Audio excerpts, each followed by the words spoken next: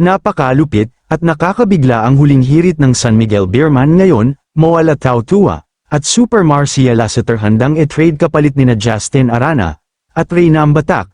Chris Ross handa nang magretiro, pero bago ang lahat mga perkoy. Pero bago tayo magpatuloy, ibang balita na muna tayo. Usap-usapan ngayon sa loob at labas ng PBA, maging sa koponan ng Ginebra mismo. Under observation pa pala ang status nina Stephen Holt at Isaac Go sa Barangay Ginebra. Ayon sa source na ating nakausap, malaki daw ang magiging papel ng dalawang Aki-Red player through trade. Upang mapunan ang pagkawala ni Stan sa kanila, kaya bibigyan daw ng pagkakataon na mas mapabuti pa ni Isaac Go ang kanyang kakayahan na mag-lead ng koponan. In-expect din daw ng buong team na mas lalong lalakas pa sila ngayong Governor's Cup. Sa aking palagay mga napakalaki ng gagawing adjustment ngayon sa kanilang koponan dahil sa pagkawala ni Stan.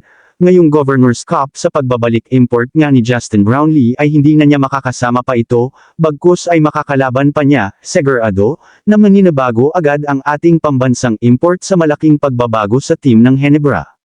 Hito na mga perkoy, isang nakakabigla ang huling hirit ng koponan ng SMB. Balak kasi nila na makuha ang dalawang player ng kalabang koponan na sina Reynam Batak at Justin Arana, at Chris Ross balak ng magretiro. Hito na sa wakas medyo nahahalata na ng koponan ng SMB na medyo tumanda na ng kanilang mga player, na sa ayaw at gusto ay talagang darating ang panahon na papalitan na sila ng mga bata at bagong mga manlalaro.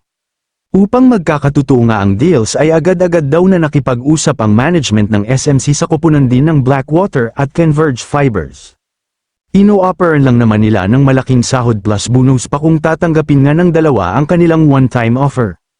Para daw mapabilis ang proseso, handa rin daw ibigay ng SMB sa Converge ang kanilang second round pick kasama si Mo Tautua. At alam natin gaano kakalakas ng SMC ngayon sa PBA kaya babantayan natin kung ano maging resulta sa may-sensinang pag-uusap nila. At ito pa ang isa Super Marcia Lassiter kasama si Chris Ross balak trade kapalit ni Reynam Batak sa Blackwater.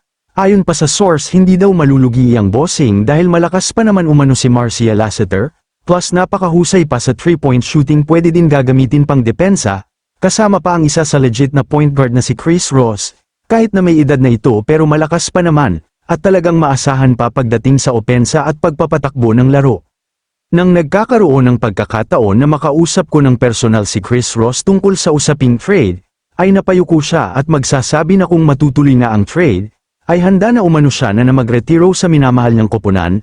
Ang balak kasi ni Ross na sana ay sa koponan talaga siya ng SMB aalis sa PBA, matanda na din kasi daw siya at alam na niya na konti na lang panahon ang meron siya kaya mamarapati na umano niya na SMC team talaga siya huling maglalaro. Kiyo nga perkoy, ano ang masasabi ninyo? E-comment yun na sa baba. Maraming salamat po.